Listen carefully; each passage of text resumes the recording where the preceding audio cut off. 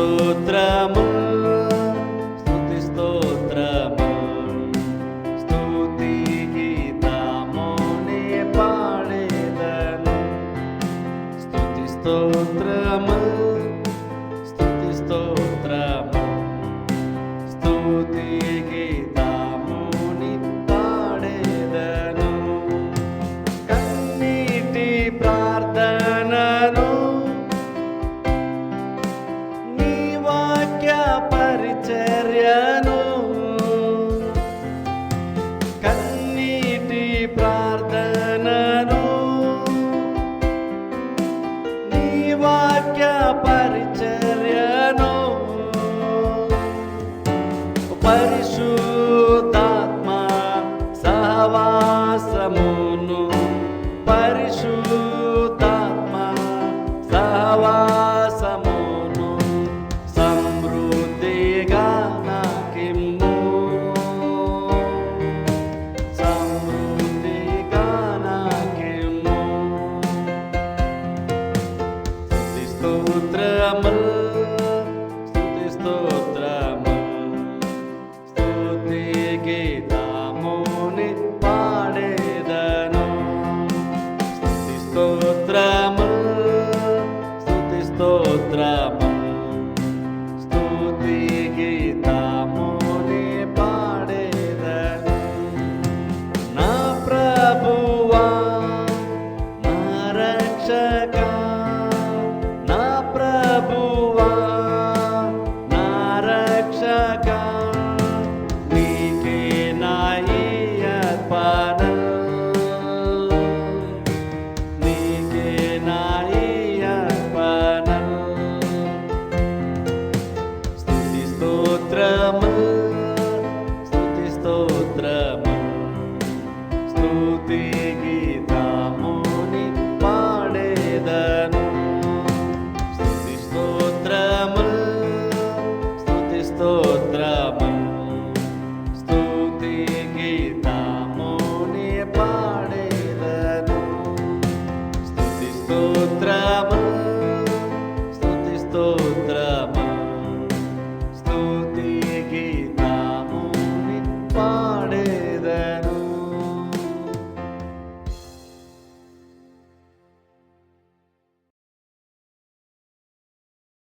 లేవ్యాకాండములో నుండి 5వ అధ్యాయము. లేవ్యాకాండములో నుండి 5వ అధ్యాయము. మొదటిగా మొదటి 4 వచనాలు చదువుకుందాం. చదవబడుతుంటే మీరు అందరూ కూడా బైబిల్లో ఫాలో అవ్వండి. లేవ్యాకాండము 5వ అధ్యాయము మొదటిగా మొదటి 4 వచనాలు చదువుకుందాం. ఒకడు ఒట్టు పెట్టుకుని వాడై తాను చూచిన దానిని గూర్చి గాని తనకు తెలిసిన దాన్ని గూర్చి గాని సాక్షి అయ్యుండి దాన్ని తెలియక చేయక పాపము చేసిన ఎడల అతడు తన దోష శిక్షను భరించును. మరియు నొకడు ఏ అపవిత్ర వస్తువునైనను ముట్టిన ఎడల అది అపవిత్ర మృగ కళేబరము గాని అపవిత్ర పశు కళేబరమే గాని అపవిత్రమైన ప్రాకిడు జంతువు కళేబరమే గాని అది అపవిత్రమని తనకు తెలియకపోయినను అతడు అపవిత్రుడై అపరాధియగును. మనుష్యులకు తగులు అపవిత్రతలలో ఏదైనను ఒకనికి తెలియకుండా అంటిన ఎడల అనగా ఒకనికి అపవిత్రత కలిగిన ఎడల ఆ సంగతి తెలిసిన తరువాత వాడు అపరాధియగును. మరియు కీడైనను మేలైనను మనుష్యులు వ్యర్థముగా ఒట్టు పెట్టుకుని చేసేదమని పలుకు మాటలలో మరి దేనినైనను యోచింపక చేసేదనని ఒకడు పెదవులతో వ్యర్థముగా ఒట్టు పెట్టుకుని ఎడల అది తెలిసిన తరువాత వాడు అపరాధియగును. చాలు. ఈరోజున్న 5వ అధ్యాయం విషయాలను మనం తెలుసుకుందాం.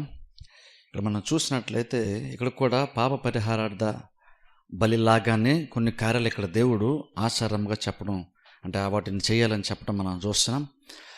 అయితే కొంచెం ఇక్కడ ఏంటంటే 4వ అధ్యాయంలో కూడా మనం యాక్చువల్గా అయితే లాస్ట్ టైం మనం వాక్యం విన్నప్పుడు అక్కడ కూడా మనం పాప పరిహారార్థ బలి గురించి మనం విన్నాం. అలాగే 5వ అధ్యాయంలో కూడా మనం చూసినట్లయితే ఇక్కడ కూడా దేవుడు మాట్లాడుతున్నప్పుడు పాప పరిహారార్థ బలే అని మాట్లాడుతున్నాడు. కానీ మనం కొంచెం అధ్యాయం చివరికి వచ్చేసరికి మరొక పేరు కూడా అక్కడ రాయబడింది. ఒకసారి చూడండి, అది మనం చూస్తే 18వ వచనంలో మనం చూస్తే అపరాధ పరిహారార్థ బలి అన్నమాట 18వ వచనము 2వ లైన్లో మనం చూస్తున్నాం. చూడండి, స్టార్ట్లో మనం చూస్తే ఇక్కడ పాప పరిహారార్థ బలి అని చూస్తాం. చివరికి వచ్చేసరికి అపరాధ పరిహారార్థ బలి అన్న మాట మనం చూస్తున్నాం. ఇక్కడ చూడండి, ఒకవేళ 4వ అధ్యాయంలో లాగానే పాప పరిహారార్థ బలి అని ఒకవేళ అనుకున్నా కొంచెం సందర్భం మాత్రం వేరు. ఇక్కడ 4వ అధ్యాయం మనం చూసినప్పుడు వాళ్ళు పాపము చేసినప్పుడు, పొరపాటున ఏదైనా పాపము చేస్తే అన్న మాటను అక్కడ బైబిల్ మనం చూస్తాం. అలా యాజకులే కానీ, లేదంటే దేశం జనముగా కానీ, లేదంటే ఒక ఇండివిజువల్గా కానీ పాపం చేసిన, లేదా నాయకులు కానీ రాజులు కానీ పాపం చేసినప్పుడు పాప పరిహారార్థ బలి అర్పించాలని దేవుడు చెప్పాడు. అది ఎలాగ అర్పించాలో కూడా కొన్ని విషయాలు దేవుడు 4వ అధ్యాయంలో చెప్పాడు. ఈ 5వ అధ్యాయంలో కూడా దాదాపుగా పాప పరిహారార్థ బలి అనేటువంటి పదమే ఎక్కువసార్లు రిపీట్ అయ్యింది. అయినా సందర్భం మాత్రం కొంచెం వ్యత్యాసం. అందులో జస్ట్ ఇక్కడ మనం పాప పరిహారార్థ బలి అన్నాం కంటే జస్ట్ మన రెఫరెన్స్ కోసం మామూలు మనము అపరాధ పరిహారార్థ బలి అని మనం అనుకుందాం. వ్యత్యాసం ఏంటంటే రెండింటికి ఎందుకు బహుశా పేరు దాదాపుగా ఒకేలాగా రాయబడింది, లేదంటే కొంచెం 2 పేర్లు ఎందుకు ఇవ్వబడింది అంటే బేసిక్ రీజన్ ఏంటంటే 4వ అధ్యాయంలో 5వ అధ్యాయంలో కానీ అది కూడా పాపమే, కానీ కొంచెం సందర్భం డిఫరెన్స్. 4వ అధ్యాయం ఏమో వాళ్ళు పాపం చేసినప్పుడు పాపి అవుతాడని బైబిల్ మనం చూస్తాం. కానీ 5వ అధ్యాయంకి వచ్చేసరికి అక్కడ దేవుడు వాళ్ళు పాపిగా మారడానికి లేదా దోషులుగా మారడానికి దేవుడు 5వ అధ్యాయంలో చెప్పేటువంటి సందర్భాలు వేరు. అంటే 4వ అధ్యాయంలో బేసిక్గా ఎలా ఉంటుందంటే వాళ్ళు నేరుగా పాపం చేసినప్పుడు ఇలాగ చేయాలని దేవుడు చెప్పాడు.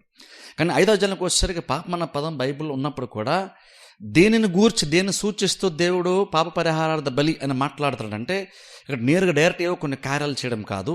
ఇక్కడ దేవుడు ఏం చేశాడంటే యాక్చువల్గా వాళ్ళకి 5వ అధ్యాయం స్పెసిఫిక్గా దేవుడు దేని గురించి ఎక్కువ ఏ కార్యముల మేరల గురించి మాట్లాడతాడంటే దేవుడు ఇజ్రాయేల్ ప్రజలకంటూ కొన్ని పరిశుద్ధమైనటువంటి ఆచారాలను కొన్ని దేవుడు ఇజ్రాయేల్ ప్రజలకు నియమించాడు. దేవుడు ఏం చేశాడంటే ఓల్డ్ టెస్టిమెంట్లో చాలా వరకు చూడండి, మన బైబిల్లో చూస్తే చాలా ఆచారాలు దేవుడు చేయమని చెప్పాడు. ఇప్పుడు ఆచారాలు అనేది నెగిటివ్గా అనుకోవాల్సిన అవసరం లేదు. ఆచారాలు కొన్ని మంచి ఆచారాలు కూడా ఉన్నాయి. న్యూ టెస్టిమెంట్లో కూడా కొన్ని మంచి ఆచారాలు ఉన్నాయి.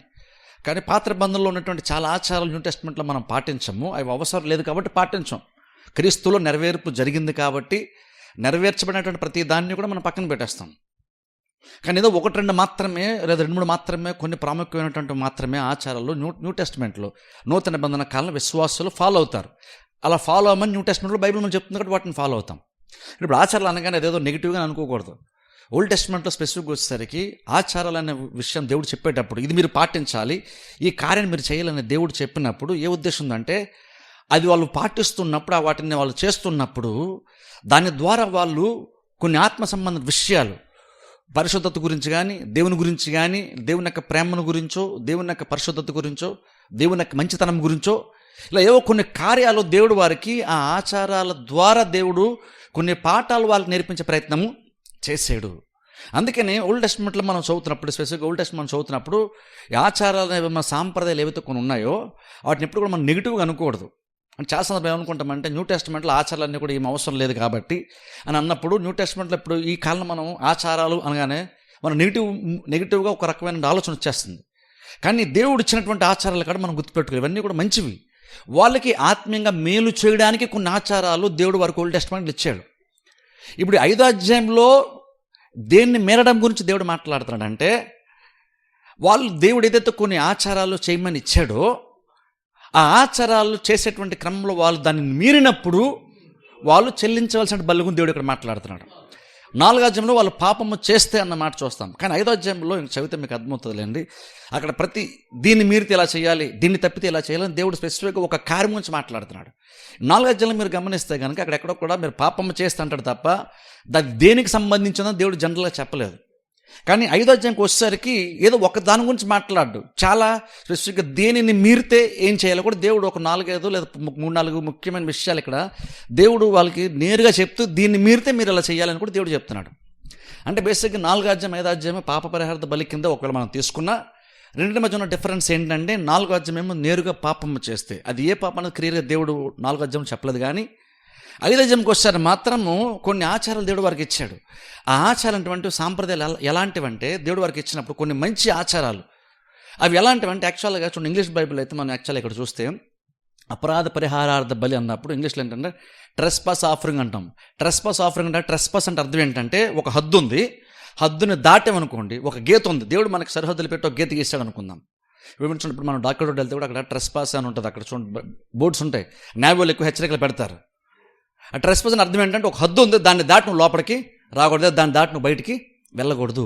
అలాగే ఇక్కడ 5వ అధ్యాయంలో కూడా ఒక రకంగా అపరాధ పరిహార బలి అన్నప్పుడు అర్థం ఏంటంటే అదేంటంటే దేవుడు వాళ్ళు కొన్ని ఆచారాలు ఇస్తూ కొన్ని చేయమని చెప్తూ దానికి లిమిటేషన్స్ కొన్ని పెట్టాడు వారికి దేవుడు. సరిహద్దులా కొన్ని లిమిటేషన్స్ పెట్టాడు. దాన్ని ఎప్పుడైతే వాళ్ళు తెలుసో తెలియకో దాన్ని వాళ్ళు దాటుతున్నారో లేదా దాన్ని మీరుతున్నారో అప్పుడు వాళ్ళు చెల్లించవలసిన అర్పణ గురించి ఇక్కడ దేవుడు మాట్లాడుతున్నాడు. కాబట్టి 4వ అధ్యాయం నేరుగా పాపం చేస్తానని చెప్తున్నాడు.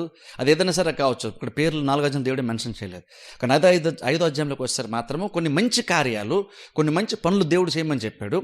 యాక్చువల్గా అవి సాంప్రదాయాలు అయినా సరే అవి ఆచారాలు అయినా సరే ఈవెన్ ఇన్ఫ్యాక్ట్ అది కూడా దేవుడు పరిశుద్ధమైనటువంటివిగానే దేవుడు పరిగణించాడు. అవి ఆచారాలే కావచ్చు, ఆచారాలు కూడా ఇంకను అవి పరిశుద్ధమైనటువంటివిగా దేవుడు పరిగణించాడు. అందుకనే దానికి కొన్ని లిమిటేషన్స్ పెట్టాడు. ఎప్పుడైతే అది మీరుతారో వాళ్ళు ట్రెస్పాస్ చేశారంటే దాని హద్దును దాటారు వాళ్ళు, అప్పుడు వాళ్ళు అపరాధులుగా మారుతున్నారు. కాబట్టి ఇప్పుడు అపరాధము తీర్చబడాలంటే క్షమాపణ పొందాలంటే దానికి పరిహారంగా బలి వాళ్ళు అర్పించాలి. అందుకని అపరాధ పరిహారార్థ బలి అన్నమాట మనం లాస్ట్లో మనం చూస్తున్నాం. కాబట్టి మొదటి ఇక్కడ మనం చూస్తే చూడండి స్పెసిఫిక్ దేవుడు కొన్ని క్రియల గురించి ఇక్కడ మాట్లాడుతున్నాడు. చూడండి అవేంటో నేను చదువుతాను ఒకసారి. 5వ అధ్యాయం మొదటి వచ్చిన మనం చూసుకున్నట్లయితే ఇక్కడ చూడండి దేవుడు స్పెసిఫిక్గా చెప్తున్నాడు ఏ సందర్భంలో అపరాధం అవుతున్నాడంటే ఒకడు ఒట్టు పెట్టుకున్న వాడై తాను చూసిన దానిని గూర్చి కానీ తనకు తెలిసిన దానిని గూర్చి కానీ సాక్షి అయ్యుండి దాన్ని తెలియచేయక పాపము చేసినడలా అతడు తన దోష శిక్షను భరించును. ఇక్కడ చూడండి గమనించి స్పెసిఫిక్గా దేవుడు చెప్పేశాడు. ఈ 4 అధ్యాయాలకు నార్మల్గా ఎక్కువ శాతం ఏంటంటే మీరు పాపము చేసిన ఎడల అన్న మాట అంటాడు కానీ ఇది చేస్తే అని స్పెసిఫిక్గా పేరు మెన్షన్ చేయబడలేదు. కానీ 5వ అధ్యాయంకి వచ్చేసరి మాత్రము అక్కడ దగ్గర స్పెసిఫిక్గా మాట అక్కడ ఏం చెప్తున్నాడంటే ఒకళ్ళు ఎవరన్నా కనుక ఒక వ్యక్తి కనుక ఒట్టు పెట్టుకొని ఆ ఒట్టుని కనుక మీరడు అనుకోండి, ఒక వ్యక్తి ఒట్టు పెట్టాడు ఆ విషయం మరొక వ్యక్తి తెలిసింది. ఇక్కడ గమనించండి, ఇక్కడ చూసినటువంటి వ్యక్తి గురించి మాట్లాడుతున్నాడు దేవుడు. ఇక్కడ ఒట్టు పెట్టిన వ్యక్తి గురించి కాదు. ఒక వ్యక్తి మాట ఇచ్చాడు, ఎవరికో ఒట్టు పెట్టుకున్నాడు, మాట ఇచ్చాడు. కాబట్టి సడన్గా ఆ మాటని ఆయన మీరాడు, దాటాడు. ఈయన మాటని దాటేశాడు, ఈయన వాగ్దానం చేశాడు కానీ దాన్ని నెరవేర్చిన విషయము రెండో వ్యక్తి చూశాడు. వాగ్దానం చేయబడుతున్నప్పుడు సాక్షిగా ఉన్నాడు మరో వ్యక్తి, దాన్ని కళ్ళారా చూశాడు. ఆ వ్యక్తి మాట మీరాడు, ఆ వ్యక్తి మాట మీరాడు బహుశా ఎవరికి తెలియదు, కానీ ఈ వ్యక్తికి సాక్షిగా ఉన్నాడు కాబట్టి ఆ మొమెంట్లో ఆ వ్యక్తికి తెలుసు. ఆ వ్యక్తి కలమం జరిగింది. కలమం జరిగినప్పుడు ఆ వ్యక్తి సాక్ష్యం చెప్పిన మాట ఇచ్చిన వ్యక్తి మాట మీరితే అప్పుడు యాక్చువల్గా ఈ సాక్షి అక్కడ ఆ టైంలో ఆ స్పాట్ వ్యక్తి యాక్చువల్గా ఏం చేయాలి దేవుడు అక్కడ చెప్తున్నాడు. మాట ఇచ్చిన వ్యక్తి ఏం చేయాలో కాదు, మాట ఇస్తూ ఉండగా దాన్ని చూసినటువంటి వ్యక్తి ఉన్నాడు. ఆ సాక్షి కనుక ఆ విషయం చూసిన తర్వాత వ్యక్తి మాట ఇచ్చాడు, మాట తప్పడని తెలిసినప్పుడు ఆ వ్యక్తికి రెస్పాన్సిబిలిటీ అంటే దేవుడు చెప్తున్నాడు. ఇప్పుడు చూడండి, అందుకే చూడండి ఇది సోషల్ రెస్పాన్సిబిలిటీ రకంగా క్రిస్టియన్ సొసైటీలో అంటే స్పెసిఫిక్ ఓల్డ్ టెస్ట్మెంట్లో మనం చూస్తే అక్కడ ఇజ్రాయేల్ సమాజంలో అక్కడ దేవుడు వాళ్ళని బలపరచడానికి వాళ్ళని కరెక్ట్గా సరైన దారిలో ఉంచడానికి దేవుడు కొన్ని మంచి ఆచరణలు ఇచ్చాడు. అదే కూడా ప్రాముఖ్యంగా కూడా చూస్తున్నాడు. అదేంటంటే వ్యక్తి మాట ఇచ్చాడు. సపోజ్ మీరే వ్యక్తి మాట ఇస్తే మీరు చూస్తారు ఆ విషయాన్ని, మాట ఇస్తే మీరు అక్కడ ఉన్నారు, కానీ తర్వాత వ్యక్తి మాట మీరాడు. అప్పుడు దేవుడు చెప్తుంటే నువ్వు వచ్చి ఆ విషయాన్ని నువ్వు ఒకరికి చెప్పాలి. బహుశా పెద్దలకు నాయకులకు ఎవరు ఉంటారో చూసారు వాళ్ళకి నువ్వు చెప్పాలి ఆ విషయం. ఎందుకంటే నీ కళ్ళ ముందు ఒక వ్యక్తి మాట ఇచ్చాడు, ఆ మాట వ్యక్తి తప్పాడు. తప్పినప్పుడు నిన్ను దోషగా కూడా దేవుడు చూస్తున్నాడు. అది ఇంపార్టెంట్. ఇక్కడ జాగ్రత్తగా గమనించండి. మాట ఇచ్చి తప్పినటువంటి వాడు దోషం దేవుడు చెప్పట్లేదు. ఒక వ్యక్తి మాట ఇచ్చినప్పుడు నువ్వు చూసావు, ఆ వ్యక్తి మాట నిలబెట్టుకోవాలని విషయం నీకు తెలుసు. నీకు తెలిసినప్పుడు ఆ వ్యక్తి దాన్ని మీరడన్నప్పుడు నువ్వు వెళ్ళి చెప్పాలి. ఎవరు చెప్పాలి అంటే బహుశా అక్కడ నాయకులు ఉంటారు చూస్తారా, బహుశా గోత్రం అయితే గోత్రం పెద్దలు ఎవరో ఖచ్చితంగా తనకంటే పెద్దవాళ్ళు ఉంటారు, వారికి ఖచ్చితంగా నువ్వు వెళ్ళి దాన్ని చెప్పాలి. అది ఎప్పుడైతే నువ్వు చెప్పడం మానేసి నీకు తెలుసు కూడా నువ్వు సైలెంట్గా నోరు మూసుకొని కూర్చుంటావో నువ్వు అపరాధం అవుతావు దేవుడు చెప్తున్నాడు. ప్రస్తుతం దాని గురించి ఆలోచించు, నువ్వు అపరాధం అవుతావు. ఎందుకు దాన్ని ఎందుకు దేవుడు సీరియస్ తీసుకున్నాడు? మాట ఇచ్చిన వ్యక్తి తప్పితే మాట ఇచ్చిన వ్యక్తి గురించి దేవుడు మాట్లాడకుండా ఆ మాట ఇస్తున్నప్పుడు సాక్షి ఉన్నటువంటి వ్యక్తి ఆ తర్వాత మాటను తప్పడని విషయం కూడా తెలిసినప్పుడు ఈ వ్యక్తి ఎందుకు వెళ్ళి చెప్పాలి అంటే దేవుడు చెప్తున్నాడు, అలా దేవుడు డిమాండ్ చేస్తున్నాడు మన నుంచి.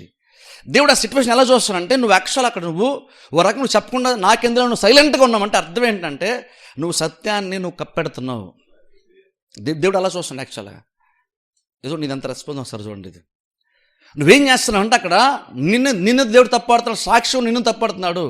ఆల్రెడీ మాట తప్పినటువంటి వాడిని తప్పుపట్టాలి దేవుడు, కానీ సాక్షి ఎందుకు తప్పుపడుతున్నాడు దేవుడు అంటే సత్యం అంటే ఆ వ్యక్తి అలాగో మాట మీద కాబట్టి ఆ వ్యక్తి తను వచ్చి బయటకు చెప్పడు కాబట్టి ఆ వ్యక్తిని దేవుడు వదిలేశాడు. ఫస్ట్ ఆఫ్ ఆల్ ఆ వ్యక్తి తర్వాత డీల్ చేస్తాడు కావాలంటే. కానీ ఇప్పుడు నువ్వు ఆ మొమెంట్లో నువ్వు ఉన్నప్పుడు నీకు ఆ విషయం తెలిసినప్పుడు నువ్వు ఆ విషయం అర్థమైనప్పుడు నువ్వు వెళ్ళి చెప్పాల్సినటువంటి వాళ్ళకి చెప్పడం నీ యొక్క బాధ్యత. నువ్వు చెప్పలేదంటే అర్థం ఏంటంటే అక్కడ ఒక విషయం సత్యం బయట రావాల్సి ఉంది, ఆ సత్యం బయటకి నిజం బయటకు రాకుండా నువ్వు దాచేసావు. ఇప్పుడు దేవుడు దాన్ని కూడా సీరియస్ తీసుకుంటున్నాడు. అప్పుడు ఆ వ్యక్తిని ఫస్ట్ వాళ్ళు దేవుడు వదిలేసి అంటున్నాడు, నువ్వు నిజం బయటకు రాకుండా నువ్వు ఆటంకముగా ఉన్నావు కాబట్టి నువ్వు దోషి అవుతున్నావు. ఇప్పుడు చూడండి ఇది యాక్చువల్గా ప్రాక్టికల్గా చూసుకుంటే అది ఓల్డ్ టెస్ట్మెంట్లో కాదు, ఈవెన్ ఈ రోజుల్లో కూడా యాక్చువల్గా అది ఈ రోజుల్లో నిజంగా అలా చేయాలంటే దానికి చాలా ధైర్యం ఉండాలి. వ్యక్తి ఎవరో మాట తప్పారు అనుకోండి, ఏదో జరిగింది, ఆ వ్యక్తి వచ్చి యాక్చువల్ ఇప్పుడు సపోజ్ నేను పాస్టర్ గారు నాకు వచ్చి చెప్పాలనుకోండి, చెప్పడం చాలా భయపడుతుంది. నేను సాకులు చెప్తున్నాను, సాడీలు చెప్తున్నాను అందరూ అనుకుంటారేమో, లేదా ఆ వ్యక్తి అనుకుంటాడేమో అని కొన్నిసార్లు చెప్పబడాల్సినవి తెలియాల్సినవి చాలామంది చెప్పకుండా ఉంటారు. మనం ఏమనుకుంటామంటే నాకెందుకని మనం అనుకుంటాం, కానీ దేవుడు యాక్చువల్ అక్కడ అలాగన్నా అనట్లేదు. అదేదో నువ్వు సాకులు చెప్తున్నట్టుగా దేవుడు చూడలేదు. ఇక్కడ నిజం బయట అక్కడ నీకంటే ఆ మాట తప్పిన వ్యక్తి కంటే సాక్షి ఉండడం నీకంటే సత్యం బయట రావడం చాలా చాలా ఇంపార్టెంట్. విషయము బయటకు తెలియపరచబడడం చాలా చాలా ఇంపార్టెంట్. అది దానికి నువ్వు సైలెంట్గా ఉన్నావు చూసా, దాన్ని బట్టి నువ్వు మీరేవు, నువ్వు దోషివి, నువ్వు పాపి అని దేవుడు అక్కడ చెప్తున్నాడు. అంటే అర్థం ఏంటంటే దేవునికి ఏది ఇంపార్టెంట్, దేవునికి ఉన్న విషయము బయటికి రాబట్టడం దేవుడికి చాలా చాలా ఇంపార్టెంట్. దేవుడికి అది చాలా ఇంపార్టెంట్. అది ఎప్పుడైతే అది దాచేస్తున్నామో దేవుడు ఆ వ్యక్తిని కూడా అపరాధిగా దేవుడు చేస్తున్నాడు. ఇప్పుడు ఈరోజు మనం ఏంటంటే నాకెందుకు నేను చెప్తున్నాను పాస్టర్ గారు ఇతరులను సాగులు చెప్పాను అనుకుంటాను, కొన్నిసార్లు మనం ఆగిపోతాం. ఇప్పుడు లేదని పాస్టర్ గారు ఏమనుకోవాలనుకుంటే వాళ్ళ గురించి చెప్తే మళ్ళీ రేపు వాళ్ళు తెలిస్తే నా గురించి ఎందుకు చెప్పాను మళ్ళీ క్వశ్చన్ చేస్తాను, కొన్నిసార్లు మనం భయపడుతుంటాం. ఈ నార్మల్ చూడండి, ఇప్పుడు ఇలా చేయాలంటే నార్మల్గా ఇది ఏంటంటే ఇది చాలా రాడికల్గా ఉంటుంది ఈ రోజుల్లో. అంటే ఒక విపరీతమైన ప్రవర్తనలాగా చాలామందికి ఈరోజు అనుకుంటాం. అందుకే బేసిక్ రోజుల్లో సొసైటీ చాలా సందర్భాల్లో పాడైపోవడం కారణం ఏంటంటే నాకెందుకు అని చాలా సందర్భాలు మనం ఊరుకుంటాం. అవి చాలా సందర్భాల్లో ప్రాబ్లం ఏంటంటే ఇంపార్టెంట్ విషయాలు కూడా అందరూ చర్చ విషయాలకు వచ్చారు, ఇంపార్టెంట్ తెలిసినా సరే చాలా సందర్భాల్లో చాలామంది సైలెంట్గా ఉండిపోతాం. దేవుడు ఎలా చూస్తాడంటే ఒక అబద్ధం ఆడినటువంటి దానికంటే నీకు నిజం తెలిసి నువ్వు నిజం చెప్పకుండా సైలెంట్ ఉంటావు చూసారా, అది ఇంకా ఎక్కువ ప్రమాదము అనే విషయాన్ని, అది ఇంకా ఎక్కువ రెస్పాన్సిబిలిటీగా దేవుడు చూస్తాడు. అది ఇంకా బాధ్యత రాహిత్యంగా ప్రవర్తించడానికి దేవుడు చూస్తున్నాడు. దేవుడు మాట తప్పినటువంటి వ్యక్తిని పక్కన పెట్టాడు, ప్రమాణం చేసి మాట తప్పిన వ్యక్తిని పక్కన పెట్టేసి నువ్వు సాక్షిగా ఉండి నువ్వు నాకేమీ నువ్వు దాన్ని బయట చెప్పలేదు కాబట్టి నువ్వు అపరాధి అవుతావు దేవుడు చెప్తున్నాడు. ఇప్పుడు చూడండి అది చాలా చాలా ఇంపార్టెంట్ అన్నమాట. దేవుడు ఈవెన్ అది కూడా చాలా ప్రాముఖ్యంగా దేవుడు పరిగణిస్తున్నాడు. అది ఇది బేసిక్గా ఏంటంటే అలాంటిది ఎవరు చెప్పడానికి ఇష్టం, మళ్ళీ మన గురించి ఎవరన్నా చెప్పినా సరే మనకు కూడా బేసిక్గా అది మీకెందుకు అనుకుంటాం మనం, కానీ దేవుడు అక్కడ మీకెందుకు అని అనలేదు. అక్కడ అదొక సోషల్ రెస్పాన్సిబిలిటీగా దేవుడు దాన్ని చూశాడు. అందుకు అంటున్నాడు, ఒకవేళ కనుక మాట ఇచ్చి తప్పినప్పుడు ఆ విషయం నీకు తెలిసి నువ్వు సాక్షిగా ఉన్నప్పుడు నీ రెస్పాన్సిబిలిటీ నువ్వు వెళ్ళి చెప్పాల్సినటువంటి వాళ్ళు నువ్వు దాన్ని వెళ్ళి చెప్పడం యొక్క రెస్పాన్సిబిలిటీ. ఎప్పుడైతే నువ్వు చెప్పలేదో దేవుడు అంటున్నాడు నువ్వు అక్కడ అపరాధము చేసావు. చూడండి ఎంత ఇంపార్టెంట్, నువ్వు అక్కడ అపరాధము చేసావు అని దేవుడు మాట్లాడుతూ చూడండి అలా తేల్చుండి. అక్కడ దేవుడు అంటున్నాడు సాక్షియుండి, రెండో లైన్ చదువుతాను, సాక్షియుండి దాన్ని తెలియచేయక పాపము చేసిన ఎడల అతడు తన దోష శిక్షను భరించును. సరే అంటే రకం సాక్షిగా ఉన్నావు, నువ్వేమి చేయలేదు, కానీ కూడా దేవుడు దాన్ని ఎలా కన్సిడర్ చేస్తానంటే నువ్వు దోషివుగానే దేవుడు పరిగణిస్తున్నాడు. కాబట్టి నువ్వు శిక్ష అనుభవించాలని దేవుడు చెప్తున్నాడు. అంటే అంటున్నాడు చూడండి, నీకు మరి రెండు వేరే సందర్భం చూడండి. మరియు నొకడు ఏ అపవిత్ర వస్తువు అయినను ముట్టిన ఎడల అది అపవిత్ర మృగ కళేబరమేమే కానీ, అపవిత్ర పశువు కళేబరమే కానీ, అపవిత్రమైన ప్రాకుడు జంతువు కళేబరమే కానీ, అది అపవిత్రమని తనకు తెలియకపోయినను అతడు అపవిత్రుడై అపరాధియగును.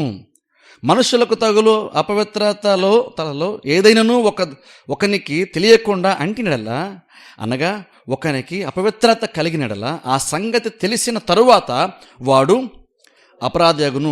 మరియు కీడైనను మేలైనను మనుష్యులు వ్యర్థంగా ఒట్టు పెట్టుకొని చేసేదమని పలుకు మాటల్లో మరి దేనినైనాను యోచింపక చేసేదనని ఒకడు పెదవులతో వ్యర్థంగా ఒట్టు పెట్టుకునేడలా అది తెలిసిన తర్వాత వాడు అపరాధయగును. సో 4 వచనాల్లో చూడండి దేవుడు డైరెక్ట్గా చెప్తున్నాడు ఇది చేస్తే ఇదని. మొదటి ఏంటంటే నీకు ఒక విషయం తెలుసు కానీ నువ్వు దాన్ని బయటికి చెప్పలేదు కాబట్టి నువ్వు సత్యాన్ని వంచివేసే ప్రయత్నం చేసావు కాబట్టి అక్కడ నువ్వు అపవిత్రుడిగా మారుతున్నావు, నువ్వు పాపిగా మారుతున్నావు.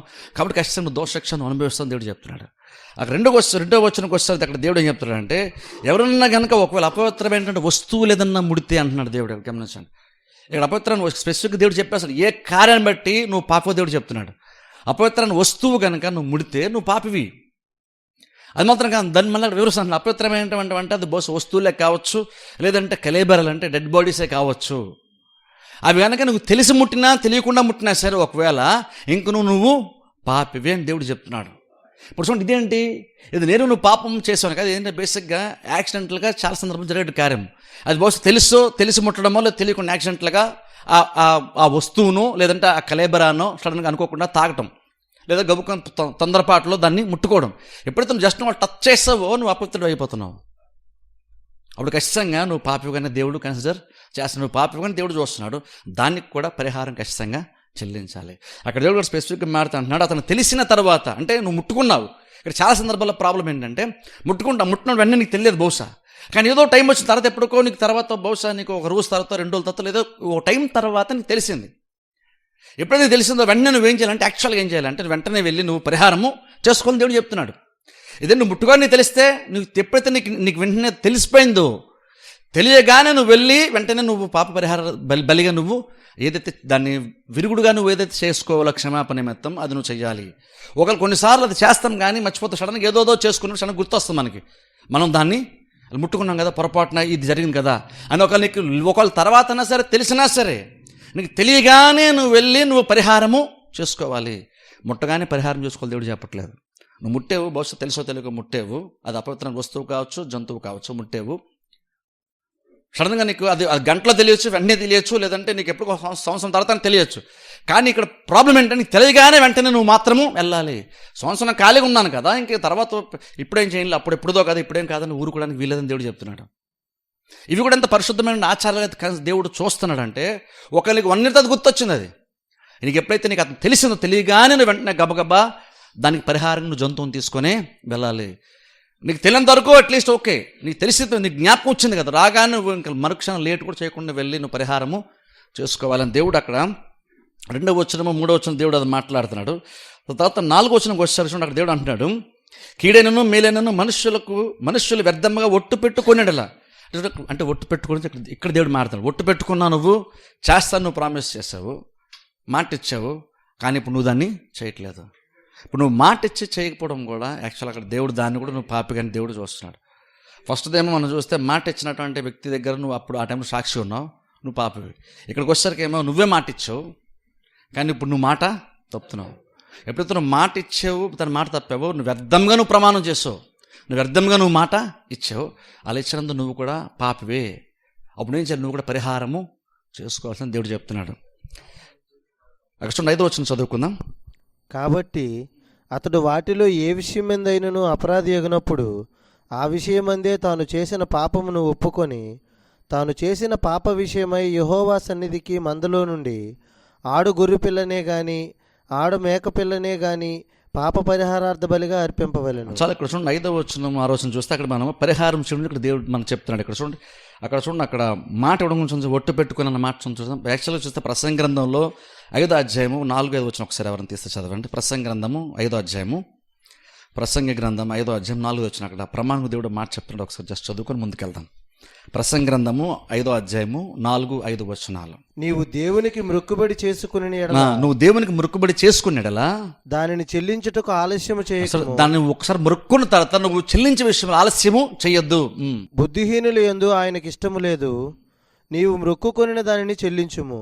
నీవు మొక్కుకొని చెల్లింపకుండుట కంటే, నువ్వు మొక్కుకొని చెల్లించకుండా ఉండటం కంటే మొక్కుకొనకుండుటయే మేలు. మొక్కుకొనకుండా ఉండటమే మేలు. చాలు. ఇక్కడ చూడండి, అక్కడ దేవుడు ఒక విషయం స్పెసిఫిక్గా మొక్కుకోవడం గురించి లేదా మాట గురించి అక్కడ దేవుడు మాట్లాడుతున్నాడు. ఇది చేస్తాను, అది మనుషులకు కావచ్చు, దేవునికే కావచ్చు, నువ్వు మాట ఇచ్చావు.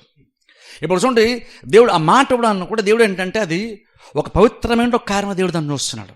మాట ఇవ్వడం కూడా చాలా సందర్భంలో దేవునికి మనం మాట ఇస్తాం, మనుషులకి మనం మాట ఇస్తాం. అది కూడా దేవుడు ఎలా చూస్తుంటే అది కూడా ఒక పవిత్రమైన ఒక కార్యంలాగా దేవుడు దాన్ని చూస్తున్నాడు.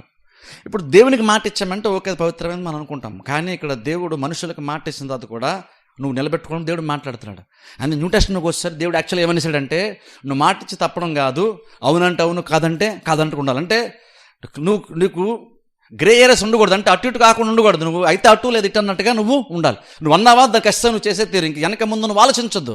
లేదనుకుంటే నువ్వు వెనక ముందు ఆలోచించాల్సి వస్తే ఈ కండిషన్స్ అయితే నేను చేయగలను అనుకుంటే అసలు మాటే ఇవ్వద్దని దేవుడు చెప్తున్నాడు. అంటే ఇంకా ఓ రకంగా న్యూ టెస్ట్మెంట్లో స్టాండర్డ్ దేవుడు పెంచేశాడు. మాట ఇచ్చి నెరవేర్చడం స్టాండర్డ్ పెంచాడు. ఆ ప్రమాణాన్ని దేవుడు ఇచ్చాడు. అలా చేయమని చెప్తున్నాడు. ఇక్కడ అలాగే మాట ఇచ్చిన తర్వాత ఆ మాట తప్పితే దేవుడు ఏమంటున్నట్టు యాక్చువల్ ప్రసంగ గ్రంథంలో అయితే అసలు నువ్వు వాళ్ళ మాట తప్పినా లేదా మాట ఇచ్చి నెరవేర్చే విషయంలో నువ్వు లేట్ చేసినా సరే దాంట్లో అసలు నువ్వు మాట ఇవ్వకుండా ఉండడమే బెటర్ కదా అంటున్నాడు దేవుడు. మాట ఇవ్వకుండా ఉండడమే బెటర్. ఎందుకంటే నువ్వు మాట ఇచ్చావు, ఇప్పుడు ఏమైందంటే ఇప్పుడు నువ్వు చేయలేకపోతాను అంత మాత్రం నాదంత ఈజీగా పోయేది కాదు, నువ్వు అపరాధి అవుతున్నావు ఇక్కడ దేవుడు చెప్తున్నాడు. కాబట్టి దానికున్న పరిహారము చెల్లించాలి అని మాడుతూ ఇప్పుడు చూడండి అక్కడ 5వ అధ్యాయంలో పరిహారం ఎలా చెల్లించాలి అక్కడ దేవుడు చెప్తూ అక్కడ 6వ వచనంలో అంటున్నాడు, ఆడ గొర్రె పిల్లనే కానీ ఆడ మేక పిల్లనే కానీ పాప పరిహార బలిగా అర్పించాలి, అతని పాప క్షమాపణ కలుగునట్లు అని దేవుడు అక్కడ చెప్తున్నాడు. చూడండి 5వ వచనంలో లాస్ట్లో మాట ఉంది చూడండి, ఆ విషయమందే తాను చేసిన పాపమును ఒప్పుకుని అన్న మాట ఇక్కడ చూస్తున్నాం. ఇప్పుడు చూడండి అక్కడ దేవుడు పాపమునకు పరిహారంగా దీన్ని తెచ్చేసి ఇచ్చేసే నీకు క్షమాపణ దొరికేస్తుంది అని మాత్రమే దేవుడు ఇక్కడ చెప్పలేదు. 5వ అధ్యాయంలో ఇక్కడ దేవుడు ఒప్పుకోవడం గురించి కూడా మాట్లాడుతున్నాడు. అంటే అర్థం ఏంటంటే ఇక్కడ జస్ట్ ఏదో నువ్వు మాట ఇచ్చావు, తప్పావు, ఒకదాన్ని నువ్వు సాక్షిగా ఉన్నావు, కానీ నువ్వు దాన్ని బయటకు నువ్వు చెప్పలేదు, నువ్వు దాన్ని బయట తీసుకొని రాలేదు, లేదా ప్రమాణం చేస్తావు, నువ్వు ప్రమాణం తప్పుతున్నావు, అపవిత్రమైన వస్తువులు ముట్టుకున్నావు, దాని గురించి పెద్దగా ఏం ఆలోచించలేదు. కానీ ఇప్పుడు నువ్వేం ఒకసారి నీకు తెలిసిన తర్వాత నువ్వేం చేయాలంటే ఊరిని క్యాజువల్ వదిలేయడానికి వీల్లేదు, ఆ విషయంలో పవిత్రమైంది. కానీ దేవుడు ఎప్పుడు ఏమంటున్నాడంటే నీకు తెలియగా నువ్వేం చేయాలంటే ఆలస్యం చేయకుండా పాప పరిహారంగా నువ్వు చేయాలి. అయితే ఇక్కడ చేయడం మాత్రమే కాదు, చేయడానికి మునుపు నువ్వు పాపమును ఒప్పుకోమని దేవుడు ఇక్కడ చెప్తున్నాడు. అది బేసిక్ మనుషుల దగ్గర ఎదురుగా ఒప్పుకోవాలని కాకపోవచ్చు, బేసిక్ ఇది ఏంటంటే ఒప్పుకోవడం అనే విషయానికి వచ్చారు దేవునికి నీకు మధ్య జరిగేది యాక్చువల్ అది మనుషుల మధ్య జరిగేది కాదు. కొన్నిసార్లు నీకు నచ్చితే మనుషుల మధ్య కూడా ఒప్పుకోవచ్చు కావాలంటే, కానీ ప్రతిసారి మనుషుల మధ్య ప్రతిదీ ఒప్పుదల ఉండాలని కాదు. కానీ అల్టిమేట్గా నువ్వు మనుషుల గురించి కంటే నువ్వు దేవుడి గురించి ఎక్కువ ఆలోచన చేయాలి. అక్కడ దేవుడు అన్నాడు నువ్వు ఒప్పుకోవాలి అంటే అర్థం ఇక్కడ పరిహారం అంటే ఊటే నువ్వు డబ్బులున్నా కానీ జంతువు కొని ఇచ్చేస్తానంటే కుదరదు, నువ్వు దాన్ని ఒప్పుకున్న తర్వాత చేయాలి. నువ్వు పరిహారంగా జంతువుని అర్పించేటప్పుడు దేవుడు దాన్ని ఎప్పుడు అంగీకరిస్తాడు అంటే నువ్వు దేవుడు చెప్పినట్టు చేస్తే అంగీకరిస్తాడు, అంగీకరిస్తే అప్పుడు నీకు క్షమాపణ దొరుకుతుంది. క్షమాపణ త్వరడం ఇంపార్టెంట్. కానీ అది ఎలా వచ్చేస్తుంది, జస్ట్ జంతువుని చంపితే వచ్చేది, నువ్వు ఒప్పుకొని చంపాలి, ఒప్పుకున్న తర్వాత నువ్వు బలిగా అర్పించాలి. అంటే జస్ట్ బలి చేస్తే సరిపోదు, ఒప్పుకోవడం కూడా ఇంపార్టెంట్. బలికి వాల్యూని పెంచేది ఒప్పుదల అన్నమాట. ఇక్కడ బలికి వాల్యూని పెంచే ఒప్పుదల. నీకు క్షమాపణ ఎప్పుడు వస్తుందని జంతువుని తీసుకొచ్చి ఇచ్చేసావు కాబట్టి వచ్చేస్తుందని కాదు, నువ్వు ఒప్పుకొని జంతువుని ఇస్తే అప్పుడు పరిహారంగా జరుగుతుంది, అప్పుడు నీకు క్షమాపణ దొరుకుతుంది. ఇప్పుడు 7వ వచనం చదవండి. అతడు గొర్రె పిల్లను తేజాలని ఎడల ఒకవేళ గొర్రె పిల్లలు కానీ ఆడ గొర్రె పిల్లలు కానీ మేక పిల్లలు తేలేకపోతే అతడు పాపి ఎగునట్లు తాను చేసిన అపరాధ విషయమై 2 తెల్ల గువ్వలనే గాని 2 పావురపు పిల్లలనే గాని పాప పరిహారార్థ బలిగా ఒక దానిని దహన బలిగా ఒక దానిని యెహోవా సన్నిధికి తీసుకొని రావలెను. అతడు యాజకుని యొద్దకు వాటిని తెచ్చిన తరువాత అతడు పాప పరిహారార్థమైన దానిని మొదట నర్పించి దాని మెడ నుండి దాని తలను నొలమవలెను గాని దాన్ని నూడదీయకూడదు. అతడు పాప పరిహారార్థ బలి పశురక్తంలో కొంచెము బలిపీఠము ప్రక్కను ప్రోక్షింపవలెను, దాని రక్తశేషమును బలిపీఠము అడుగున పిండవలెను, అది పాప పరిహారార్థ బలి. విధి చొప్పున 2వ దానిని దహన బలిగా అర్పింపవలెను. అతడు చేసిన పాప విషయమై యాజకుడు అతని నిమిత్తము ప్రాయశ్చిత్తము చేయగా అతనికి క్షమాపణ కలుగును. చాలా ఇక్కడ చూడండి, ఇక్కడ దేవుడు మాట్లాడితే ఏమని చెప్తాడంటే దానికి క్షమాపణకి ఏం చేయాలి, పైన దేవుడు మెన్షన్ చేసినటువంటి లిస్టులో క్షమాపణ ఎలా వస్తుందంటే నువ్వు ఆడ మేక పిల్లని కానీ గొర్రె పిల్లని కానీ తేవాలని దేవుడు చెప్తున్నాడు. రెండింటిని తేవాలి ఇక్కడ. అయితే ఒకవేళ కనుక అక్కడ దేవుడు మరలా మాట్లాడుతున్నాడు, ఒకవేళ కనుక నీకు అంత ఆర్థిక స్తోమత ఒకవేళ నీకు లేకపోతే అక్కడ దేవుడు మళ్ళీ 2 ఆప్షన్ కూడా ఇచ్చాడు. ఇప్పుడు నువ్వు అక్కడ ఒకవేళ 2 పావురాలను కానీ లేదా గువ్వలను కానీ నువ్వు తీసుకొచ్చినా సరే సరిపోద్ది, తెచ్చి అక్కడ ఒక ద్రాక్షలు దాన్ని చంపకూడదు కానీ దాని మెడను నులమాలని చెప్తున్నాడు. అది ఎప్పటిలాగానే దేవుడు ఆ బలిపెట్ట మీద రక్తాన్ని కొంచెం ప్రోక్షించాలని దేవుడు చెప్పి అవన్నీ చేసిన తర్వాత అర్పించిన తర్వాత అప్పుడు అంటున్నాడు ప్రాయశ్చిత్తం చేస్తే అప్పుడు నీకు క్షమాపణ కలుగుతుంది. చూడండి దేవుడు నిజంగా ఎంత ఆలోచిస్తాడంటే ప్రతి చిన్న విషయం మీద దేవుడు ఎంతగా శ్రద్ధ చూపిస్తాడంట మన మీద. దేవుడు చాలా సందర్భాలు అనుకుంటామంటే దేవుడు మన ఆర్థిక స్థితి గురించి దేవుడు పెద్దగా ఆలోచించడం అనుకుంటాం, కానీ చెప్తాను దేవుడు చాలా మన గురించి ఆలోచిస్తాడు. ఆయన అంత ఆలోచిస్తూ కూడా ఇంకొన్ని తెమ్మని దేవుడు చెప్తాడు. దేవుడు తెమ్మని చెప్పంటే అర్థం ఏంటంటే యాక్చువల్గా నీ డబ్బులు ఆయనకు అవసరమని కాదు, నీ గురించి ప్రతిదీ తెలుసుకోవడం. ఇంకనో దేవుడు దశంభాగం తెమ్మని కానీ లేదా ఇంకేదైనా సరే అలాగా మనీ గురించి డబ్బు గురించి కూడా ధనం గురించి కూడా దేవుడు చాలా మాట్లాడతాడు.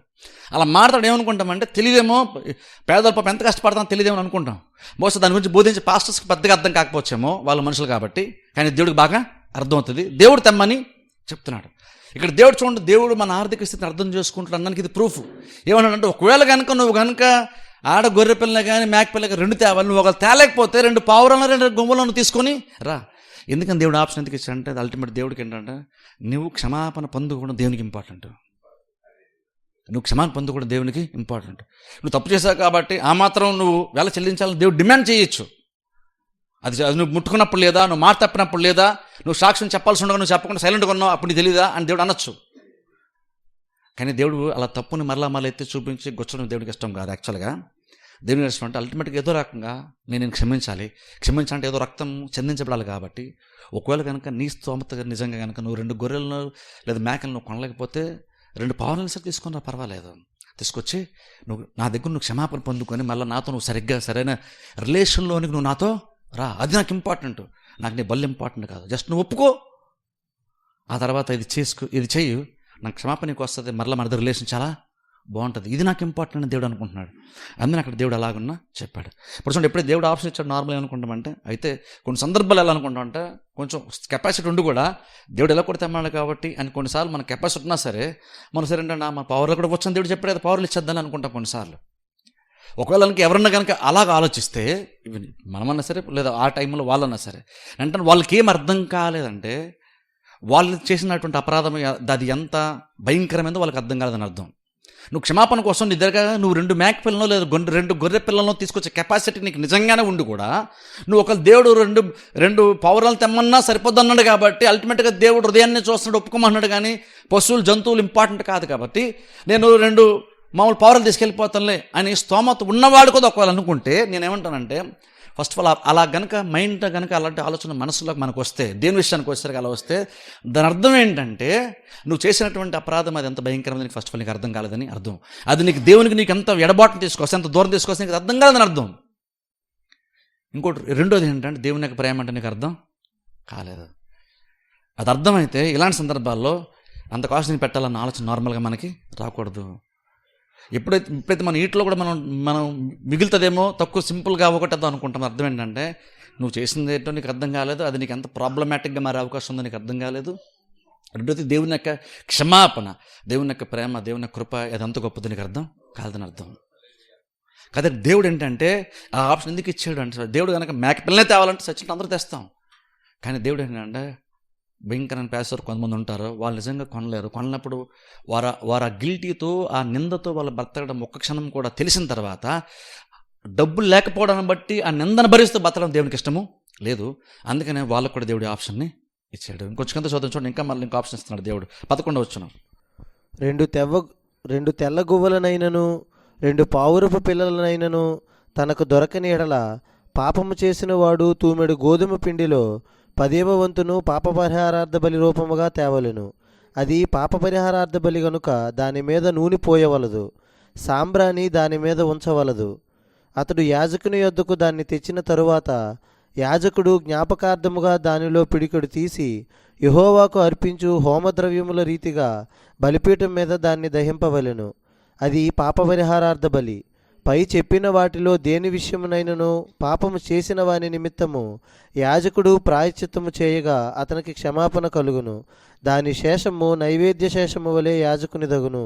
సో ఇక్కడ 11వ వచనం మరలా మనం చూస్తే అక్కడ దేవుడు మరలా అంటున్నాడు, ఒకవేళ కనుక 2 పావురాలు కూడా కొనలేనటువంటి ఒక ఆర్థిక స్థితి కనుక ఆ వ్యక్తికి ఉంటే, ఆ దోషికుంటే కనుక అతని ఆర్థిక పరిస్థితి ఇంకా భయంకరంగా ఉండుంటే, అతను 2 పావురాలు కూడా కొనలేని పరిస్థితి ఉంటే కనుక కొంచెం గోధుమ పిండి తీసుకొస్తే సరిపోతుందని దేవుడు చెప్తున్నాడు.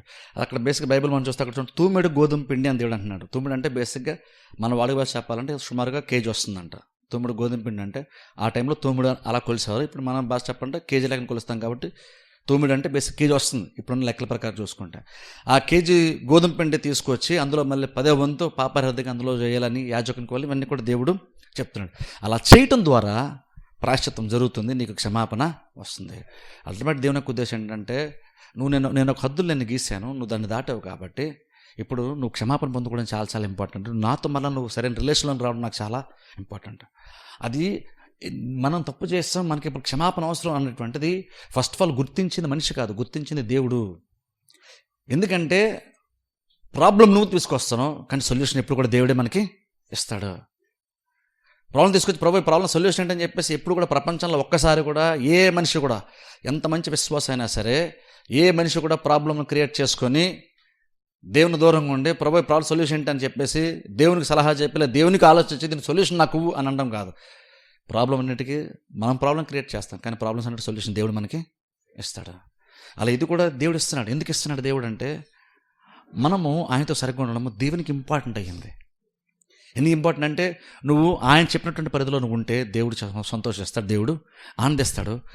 అది మాత్రం కాదు, యాక్చువల్గా ఇంకెందుకు ఆనందిస్తాడంటే, నీకు అది మేలు చేస్తుంది కాబట్టి, నీకు అది ధైర్యం ఇస్తుంది, నీకు అది నువ్వు ఆ భారం భరించాల్సిన అవసరం నీకు ఉండదు కాబట్టి దేవుడు అలా కొన్ని అక్కడ పెట్టి దాన్ని మీరదని దేవుడు చెప్తున్నాడు ఇక్కడ. ఒకవేళ కనుక నువ్వు చేస్తే నువ్వు వర్రీ అవ్వద్దు, దీనికి ఉంది, నువ్వు వెంటనే అవన్నీ కూడా సెటరేట్ చేసుకుని దేవుడు ఇక్కడ మనకి చెప్తున్నాడు. అలా మాటతోనే ఒక పేదలు అయితే మీరు తేలేకపోతే గోధుమ పిండి తీసుకున్నాను దేవుడు చెప్తున్నాడు. ఇంకొంచెం కింద చదవండి 14 వచనం.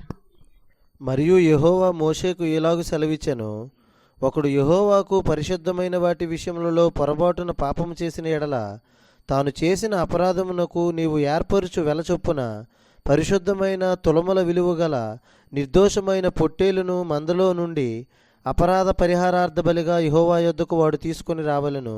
పరిశుద్ధమైన దాని విషయములో తాను చేసిన పాపము వలన నష్టమునిచ్చుకొని దానితో 5వ వంతు యాజకునికి ఇయ్యవలెను. ఆ యాజకుడు అపరాధ పరిహారార్థ బలియగు పొట్టేలు వలన అతని నిమిత్తము ప్రాయశ్చిత్తము చేయగా అతనికి క్షమాపణ కలుగును. చాలా ఇక్కడ కూడా చూస్తే యాక్చువల్గా 14 వచ్చిన అంటే 16 వచ్చిన చూస్తే యాక్చువల్గా ఇక్కడ కూడా కొన్ని పొరపాటును చేసేటువంటి పాపం గురించి మాట్లాడుతున్నాడు. కానీ ఇక్కడ స్పెసిఫిక్గా ఏంటంటే దేవునికి ఇచ్చే విషయం ఉంటుంది చూసారా.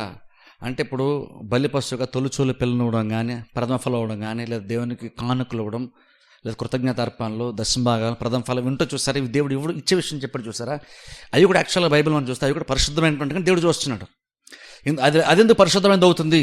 ఫర్ ఎగ్జాంపుల్ మనం దశంభాగం కానుకలు తీసుకున్నాం అనుకుందాం. అదెందుకు పరిశుద్ధం అవుతుంది అంటే, ఎందుకు అది పరిశుద్ధం అంటే అది పరిశుద్ధం అని కాదు, అది దేవునిది కాబట్టి అది పరిశుద్ధమైంది. అది దేవుడు నాదని క్లెయిమ్ చేస్తాడు కాబట్టి అది పరిశుద్ధమైంది. అది దేవుడు తనదంటున్నాడు కాబట్టి అది పరిశుద్ధమైంది. ఇప్పుడు ఇక్కడ ప్రాబ్లం ఏంటంటే కొన్నిసార్లు అవి కూడా మనం మిస్హ్యాండిల్ చేస్తాం. ఇప్పుడు దేవుడు ఇక్కడ 14 వచ్చి నుంచి 16 వచ్చి వాటి గురించి మాట్లాడుతున్నాడు. స్పెసిఫిక్గా ఏంటంటే మనం దేవునికి ఇచ్చేటువంటి ప్రథమ ఫలాలు, అర్పణలు, కృతజ్ఞత అర్పణలు, దశంభాగాలు, కానుక గురించి ఇక్కడ దేవుడు మాట్లాడుతున్నాడు. అలా మారుతూ అక్కడ కూడా పొరపాటును పాపం చేస్తా అంటున్నాడు. చూడండి, అది కూడా యాక్చువల్గా దేవుడు పాపం కింద కన్సిడర్ చేస్తున్నాడు.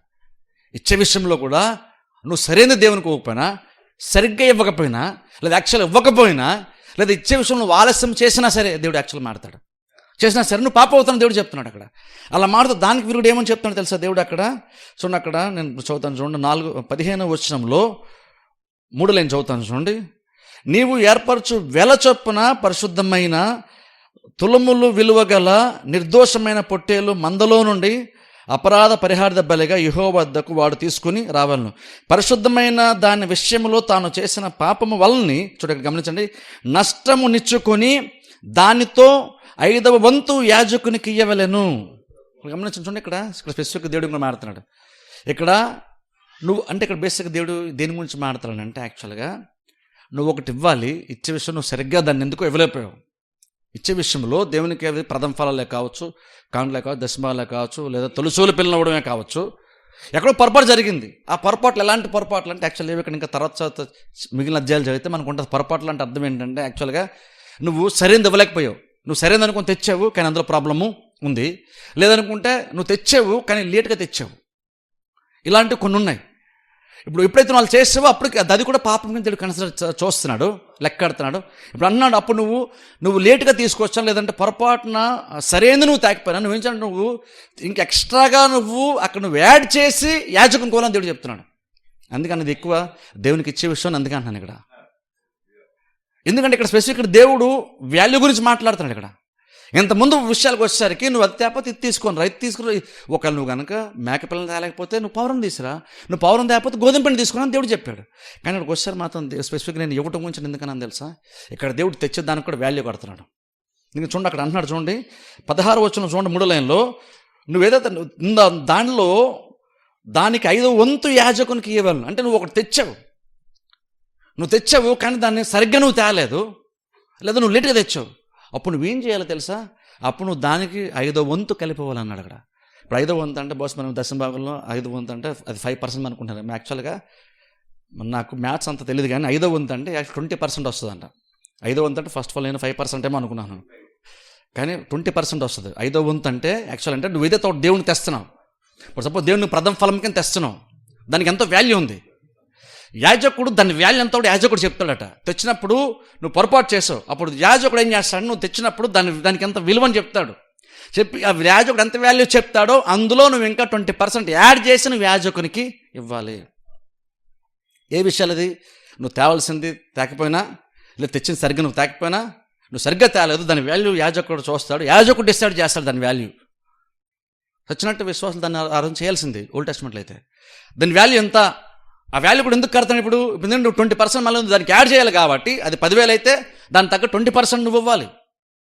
ఒకవేళ అది ఇంకా ఎక్కువ వాల్యూ అయితే అందులో నువ్వు 20% నువ్వు యాడ్ చేసేవాలి. ఇక్కడ వాల్యూ ఎందుకు ఇక్కడ మెజర్ చేస్తున్నారు? ఇక్కడ దేవుడు ఇంతకుముందు ఎక్కడ లేని దానికి ఆర్థిక పరిస్థితి దేవుడు కూడా తెలుసుండి, నువ్వు తేలేకపోతే నువ్వు పౌరం తీసుకురా, పౌరం తేలేకపోతే నువ్వు పిండి తీసుకుని దేవుడు చెప్పాడు.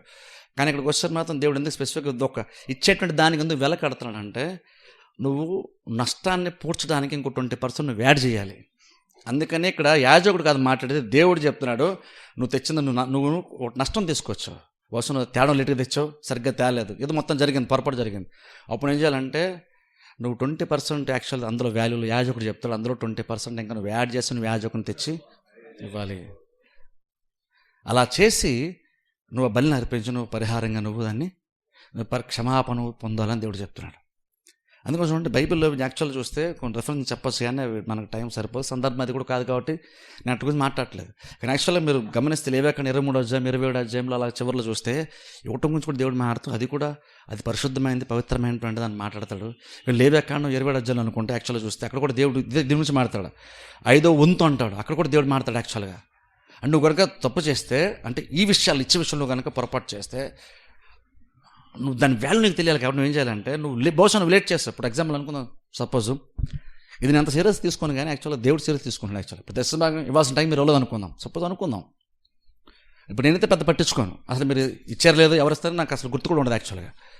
కాబట్టి నేను దాని గురించి పెద్దగా ఆలోచించాను. కానీ దేవుడు సిద్ధంగా చెప్తాను. దేవుడు ఎలా చూస్తాడంటే, దేవుడికి అది ఇంపార్టెంట్. ఎందుకంటే అక్కడ నువ్వు దేవునికి ఇస్తున్నావు కాబట్టి, దేవుని డబ్బుల కంటే దేవునికి నీ యాటిట్యూడ్ దేవునికి ఇంపార్టెంట్. అక్కడ నేను ఎప్పుడు చెప్తాను చూసారు, ఇచ్చేటప్పుడు అందుకనే దేవుడు ఇచ్చేటప్పుడు నీ చెయ్యి కంటే ఎక్కువగా నీ మైండ్ చదువుతాడు దేవుడు, నీ హృదయాన్ని ఎక్కువ చూస్తాడు దేవుడు.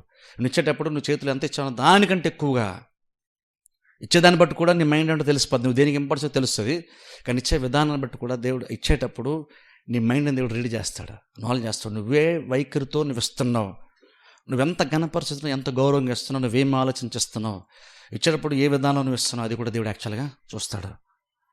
అలా ఇక్కడ పొరపాటు జరిగితే అంటున్నాడు. ఇక్కడ ఈరోజు మనం పెద్ద పట్టించుకోం దాని గురించి, ఇవ్వడం గురించి. కానీ దేవుడు దాన్ని కూడా అపరాధంగా దేవుడు చూస్తున్నాడు. ఒక నువ్వు అలా పొరపాటు చేస్తే కనుక, సపోజ్ ఇక్కడ సందర్భం చూస్తే నువ్వు ఒక లేట్ చేస్తే, యాక్చువల్ బైబిల్లో వేరే లేవ్యకాండంలో కూడా అది కూడా ఉంటుంది. నువ్వు ఆలస్యం చేసినలా అంటాడు దేవుడు. ఇచ్చే విషయం నువ్వు ఆలస్యం చేస్తే అప్పుడు ఏం చేయాలి, నువ్వు యాక్చువల్గా ఎంతైతే ఇవ్వాల్సిన టైంకి ఇవ్వాల్సి ఉందో నువ్వు లేట్ చేసావు. ఇవ్వాల్సిన టైంకి నువ్వు లేట్ చేస్తే అనే విషయం నీకు అర్థమైతే నువ్వు పాపం అవుతున్నావు. అప్పుడు యాజకుని దగ్గరికి వెళ్ళినప్పుడు నీ వాల్యూని బట్టి అందులోనే 5వ వంతు అంటే ఎంతో యాజకుడు చెప్తాడు, నువ్వు ఇచ్చే దానికి ఎక్స్ట్రాగా 20% నువ్వు కలిపి నువ్వు యాజకునికి ఇవ్వాలి. అంటే ఒక దేవుడు అలాంటి చెప్పాడండి. అంటే అక్కడ ఏంటంటే నీకు ఫస్ట్ ఆఫ్ ఆల్ నువ్వు లేట్ చేయడం దేవునికి ఇష్టము లేదు. ఎందుకంటే నువ్వు కరెక్ట్గా ఇన్ టైం ఇవ్వడం అనేటువంటిది యాక్చువల్గా దేవుడు అలా చూస్తున్నాడంటే అది కూడా తన గణపరిచేటువంటి కార్యంలాగా దేవుడు అక్కడ యాక్చువల్గా చూస్తున్నాడు. అంటే నువ్వు లేట్ చేయడం ద్వారా నేను ఈసారి వాళ్ళు సార్ ప్రస్తుతం నాకు ఈసారికి డబ్బులు అవసరం కాబట్టి నేను 1 వీక్ తర్వాత చూస్తాను, 10 డేస్ చూస్తాను, నెక్స్ట్ మంత్ చూస్తాను నువ్వు అనుకో. దేవుడు ఏంటంటే నువ్వు వాళ్ళు అనుకోవడం నీకేం మిగలదు. ఎందుకంటే నువ్వు లేట్ చేస్తే నెక్స్ట్ మంత్ ఇద్దాలని నువ్వు అనుకుంటే, నెక్స్ట్ మంత్ కలిపిద్దాం అనుకుంటే ఇంకా 20% ఎక్స్ట్రా నీకు యాడ్ అయిపోతుంది అక్కడ. ఇప్పుడు అది ఇంపార్టెంట్, నీకు ఎక్స్ట్రా 20% యాడ్ అయిపోతుంది.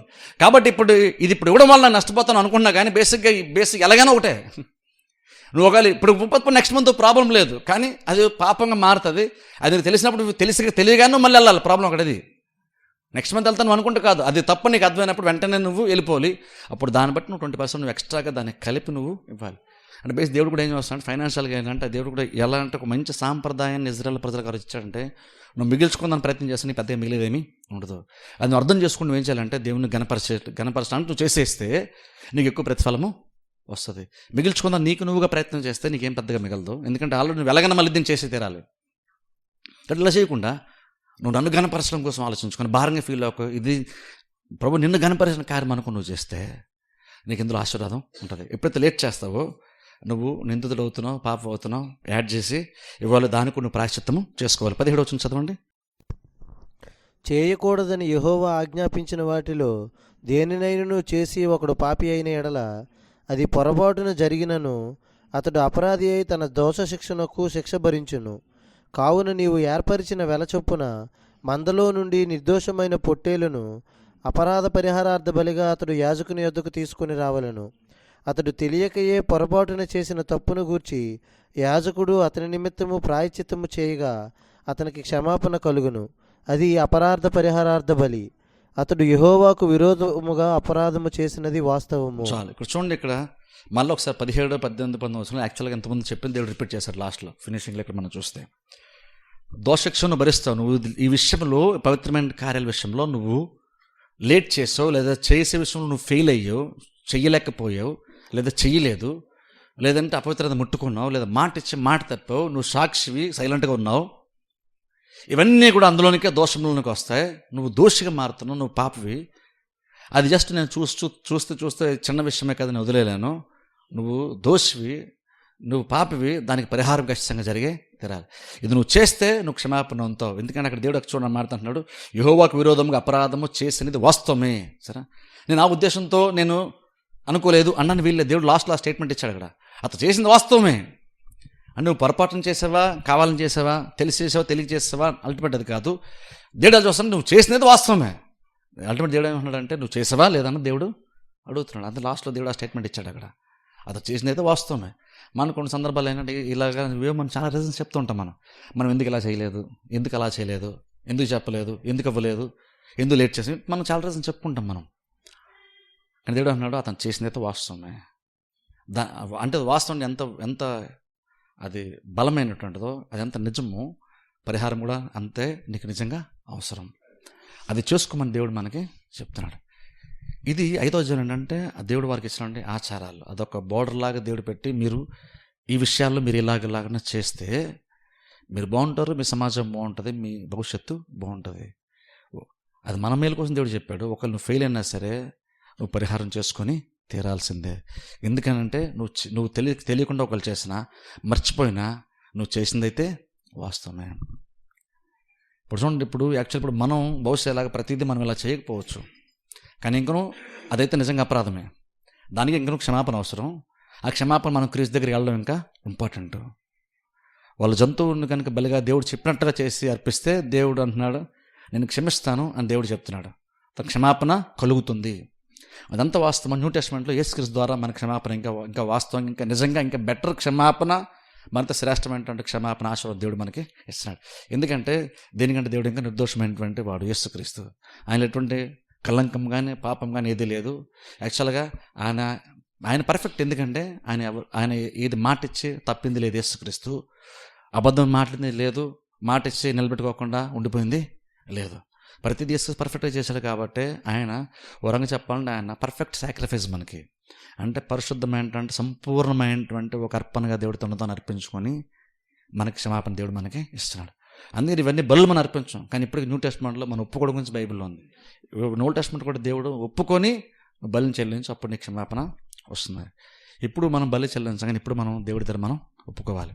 బేసిక్ ఒప్పుకోవడం అంటే బేసిక్గా అది ఎలాంటిది అంటే, ఒక రకంగా మనం ఒక వ్యక్తి వెళ్ళి దేవుడి దగ్గరికి వెళ్ళి ప్రభు నేను తప్పు చేశాను, పాపం చేశాను ఒప్పుకున్నప్పుడు బేసిక్గా నువ్వు ఏ స్టాండ్ తీసుకున్నట్టు దేవుడు చూస్తాడంటే, అది ఎంత ఇంపార్టెంట్ చెప్తున్నాను చూడండి, జాగ్రత్తనండి, ఇది చెప్పి ముగించేస్తాను. నువ్వు ఏ స్టాండ్ తీసుకుంటున్నావంటే, ఒక రకంగా నువ్వు తప్పు చేసావు, నువ్వు పాపం చేసావు, నువ్వు దేవుడి దగ్గరికి వెళ్ళి క్షమాపణ అడుగుతున్నావు. అలా దేవుడి దగ్గరికి వెళ్ళి క్షమాపణ అడుగుతున్నప్పుడే ఒక రకంగా ఆత్మీయంగా అది ఎలాంటి పొజిషన్ నువ్వు మారుతున్నావంటే, నీకు విరోధంగా నువ్వు దేవుని వైపునకు నువ్వు వెళ్తున్నావు. అంటే ఒక రకంగా ఎలాగంటే ఇంక క్లియర్ చెప్తాను, నీకు విరోధంగా నువ్వే ఒక సాక్షిగా దేవుని పక్షాన్ని నిలబడుతున్నావు. నువ్వు రకంగా అది ప్రభువుని తప్పు చేస్తాను నువ్వు చెప్తున్నావు అంటే అర్థం ఏంటంటే, నీకు వ్యతిరేకంగా నువ్వే సాక్ష్యం చెప్తున్నావు. నీకు విరోధంగా నువ్వెందుకు సాక్ష్యం చెప్పుకున్నావు, నీకు వ్యతిరేకంగా నువ్వెందుకు సాక్ష్యం చెప్పుకుంటున్నావు అంటే, నువ్వు దేవుని పక్షాన్ని ఉందాం అనుకున్నావు కాబట్టి నీకు వ్యతిరేకంగా నువ్వే సాక్ష్యము చెప్పుకుంటున్నావు. అది ఒప్పుదలంటే. నేను ఇది చేశాను ప్రభువా నన్ను క్షమించు అన్నట్టు అర్థం ఏంటంటే, నీకు విరోధంగా దేవుని దగ్గరికి వెళ్ళి నీకు విరోధంగా నువ్వే నిలబడుతున్నావు. అంటే ఏమనంటే, నువ్వు దేవుని పక్షాన్ని ఉండడం కోసం నువ్వు విరోధంగా నువ్వు నిలబడుతున్నావు. నువ్వు పాటు చేసుకుంటున్నావు, నీ విరోధం నువ్వు చేసుకుని చెప్పట్లేదు. నువ్వు దేవుని పక్షాన్ని ఉండడం కోసం నీకుగా విరోధంగా నువ్వు మారి నేను తప్పు చేసలేనని నువ్వు చెప్తున్నావు. అంటే మూడో వ్యక్తి చెప్పకుండా నీ గురించి నువ్వే చెప్పుకొని నువ్వు దేవుని పక్షాన్ని ఉండడానికి నువ్వు ఇష్టపడుతున్నావు. దేవుని పక్షానికి వెళ్తూ నేను తప్పు చేశానని నువ్వు నీకు విరోధంగా నువ్వే సాక్ష్యం చెప్తున్నావు. దేవుని దగ్గరికి వెళ్ళి వాళ్ళు తప్పు చేశారని కాదు, నేను తప్పు చేశానని చెప్పేసి నువ్వే వెళ్ళిపోయి నీకు విరోధంగా నువ్వే నిలబడుతూ దేవుని వైపునకి వెళ్తూ దేవుని పక్షమున నిలబడడానికి నీ విరుద్ధంగా నువ్వే సాక్ష్యము చెప్పుకొని తప్పు చేశాను క్షమించు అంటున్నావు. దేవుడు మనల్ని క్షమిస్తున్నాడు. ఒప్పుదల్లో ఆత్మీయంగా ఆ పొజిషన్ అలా మారుతుంది ఒప్పుదల్లో. అందుకే అది చాలా వాల్యుబుల్. ఎందుకని ఒప్పుకుని నువ్వు ఏం చేస్తుంటావు రకంగా నువ్వు కవర్ చేసుకుంటే అర్థం ఏంటంటే నేను కరెక్ట్ అని చెప్తున్నావు. మనం కవర్ చేసుకుంటే అర్థం ఏంటంటే ప్రభు నేను కరెక్ట్ అని చెప్పుకుంటున్నావు నువ్వు. అది ఎప్పుడైతే ఒప్పుకున్నావో ఒప్పుదలకి ఎందుకంత వాల్యూ ఉంటుంది. యోహాను పత్రికలో మీరు చూడండి, నువ్వు పాపం చేస్తే ఒప్పుకో దేవుని క్షమిస్తా అంటున్నాడు. చేస్తాను మనం నచ్చదు ఏంటి అంత సింపుల్గా యోహాను చెప్పేసేటండి అనుకుంటాం మనం. కానీ ఎందుకు అంత సింపుల్ అంటే యేసుక్రీస్తు పరిహారం చెల్లించాడు కాబట్టి నీకు అంత సింపుల్. ఇప్పుడు అది ఒప్పుదలకి వాల్యూ ఉంది. ఎందుకనంటే ఇప్పుడు నువ్వు బలి చెల్లించు, క్రీస్తు బలి చెల్లించాడు, నువ్వు బలి చెల్లించు. కానీ ఒప్పుదల ఏం జరుగుతుందంటే ఎవడో వచ్చి ఇక్కడ తప్పు చేస్తాడని దేవుని దగ్గరికి వెళ్ళి నిందించడం కాదు, నిన్ను నువ్వే నిందించుకుంటూ నువ్వు దేవుని సపోర్ట్ కోరుతూ నువ్వు దేవుని పక్షాన్ని నిలబడడం కోసం నీ తప్పు నువ్వే దేవుని దగ్గరికి వెళ్ళి ఎత్తి చూపించుకుని ఇది చేశాను నువ్వు ఎత్తి చూపించుకుంటున్నావు. అప్పుడు దేవుడు మనల్ని క్షమిస్తున్నాడు. ఒప్పుదలకి దేవుడు అంత వాల్యూ ఇస్తాడు. ఎందుకంటే నువ్వే తన పక్షాన్ని రావడం కోసం నీ విరోధంగా నువ్వే సాక్ష్యము చెప్పుకున్న తప్పు చేశానని. దానికి ఆత్మీయంగా పొజిషన్ అలా మారుతుంది ఒప్పుకున్నప్పుడు. అందుకే ఒప్పుదలకి అంత వాల్యూ ఉంటుంది. వాళ్ళు ఒప్పుకున్నప్పుడు దేవుడు మనల్ని క్షమిస్తాడు, మరలా పవిత్రంగా మనల్ని చేస్తాడు. అల్టిమేట్గా దేవుడు ఏం కోరుకుంటాడు మన నుండి? ఒప్పుకో, నువ్వు నా పక్షాన్ని రా, నా కోసం నిలబడి నేను నీకు సపోర్ట్ చేస్తాను. పరిహారం నీకు ఆల్రెడీ ఉంది. ఒకవేళ తెలిసి చేసినా తెలియకుండా చేసినా ఏవైతే లిస్ట్ నేను ఇచ్చానో దాన్ని అందులో నువ్వు చూసుకొని, అలాంటి ఇంకా లిస్ట్లో చాలా ఉంటాయి, కేవలం అంజన్ కనుక చాలా అందులోకి వస్తాయి యాక్చువల్గా. అవన్నీ నువ్వు చేసినప్పుడు నువ్వు ఇలాగా దేవుని దగ్గర పరిగెట్టుకుంటూ వస్తే, ఒప్పుకొని భలే దేవుడు చెప్పినట్టు తీసుకొస్తే నీకు క్షమాపణ దొరుకుతుంది. నీతో నాకు రిలేషన్ చాలా చాలా బాగుంటుంది, మరలా మనం బాగుంటాం దేవుడు చెప్తున్నాడు. దేవుడు అని ఎందుకు చెప్తున్నాడు? నేను నిందించడానికి కాదు, నేను తన దగ్గర చేర్చుకోవడానికి, తనతో నీకున్న సహవాసాన్ని బలపరచుకోవడానికి దేవుడు అది చెప్తాను. మరి నీకు నాకు మధ్యలో ఏదో అడ్డు రాకుండా జాగ్రత్తగా చూసుకో, ఎందుకంటే అది మనకు మేలు చేస్తాను దేవుడు చెప్తున్నాడు. అది అర్థం చేసుకొని మనం కనుక దేవుడు చెప్పినట్టుగా మనం ఉన్నప్పుడు మనం ఒప్పుకోండి కనుక విడిచిపెట్టి దేని పక్షానికి వెళ్తే అది మనకి ఎంతో ధైర్యం ఇస్తుంది, అదెంతో మనకు నిరీక్షణ ఇస్తుంది, మనకి ఎంతో బలాన్ని ఇస్తుంది. దేవుళ్ళు బలంగా సాగడానికి అది మనకు మంచి ధైర్యాన్ని మనకు అది ఇస్తుంది. అందుకని ఒప్పుకునే విషయంలో ఎప్పుడు కూడా మనం అది చులకంగా చూసుకోకూడదు. అది చిన్నదే కదా కవరింగ్ కూడా అసలు చేయకూడదు.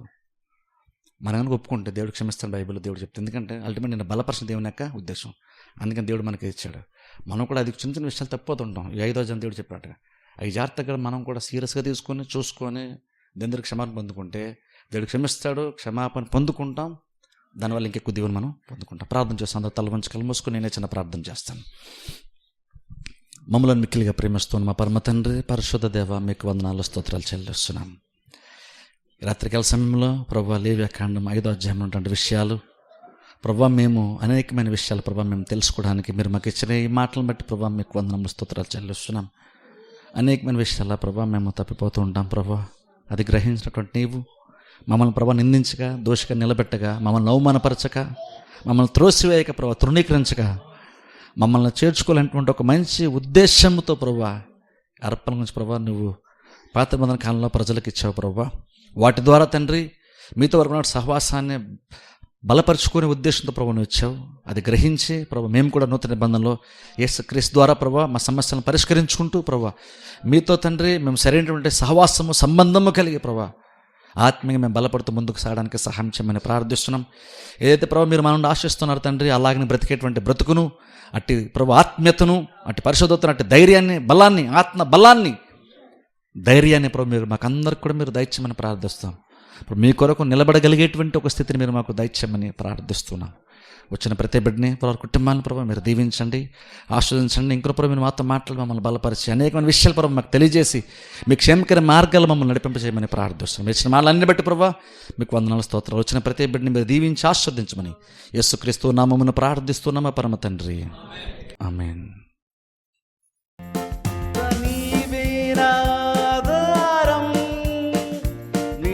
ప్రేమకు సాటెవరు దేవా, నీవే నాధారం, నీ ప్రేమకు